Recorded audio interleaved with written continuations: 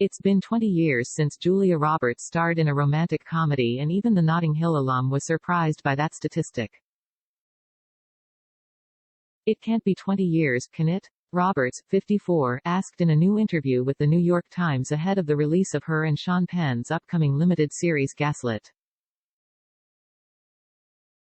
The actress, who plays Watergate whistleblower Martha Mitchell, the wife of former Attorney General and Nixon confidant John N.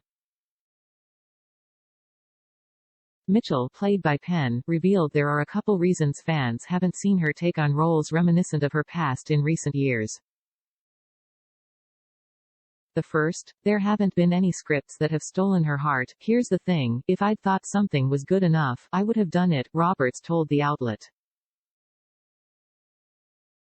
Another reason the actress has taken a break from rom-coms in the last 20 years is her responsibilities at home as a wife and mother of 3. I also had 3 kids in the last 18 years. That raises the bar even more because then it's not only is this material good? It's also the math equation of my husband's work schedule and the kids' school schedule and summer vacation. It's not just, oh, I think I want to do this. I have a sense of great pride in being home with my family and considering myself a homemaker, Roberts explained. Roberts and husband Danny Moder share 3 children, twins Hazel and Phinnaeus, 17, and Henry, 14. For so much of my children's younger life they would see their dad go off and I would work a little, but they almost didn't notice. It was like I was only gone when they were napping or something. But as they get older, and particularly with my daughter, I do have a sense of responsibility for showing my children that I can be creative and that it's meaningful to me, so meaningful that for periods of time I will choose to focus on that almost more than my family, which has been hard for me to come to terms with, Roberts continued. Roberts went on to admit that she almost didn't sign on for August, Osage County because the couple's youngest son was starting kindergarten. And I was like, how could I miss this? I remember talking to Danny about it, and he said, at some point you were going to have to leave us to work.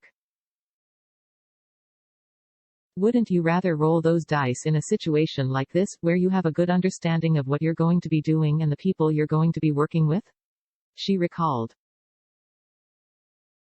Ultimately, she credited Moder for being right to push me, otherwise if he agreed with her she would have likely turned the project down.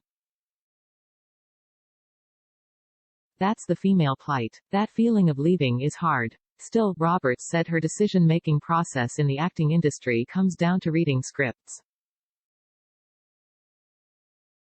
I read it. I want it or I don't want it.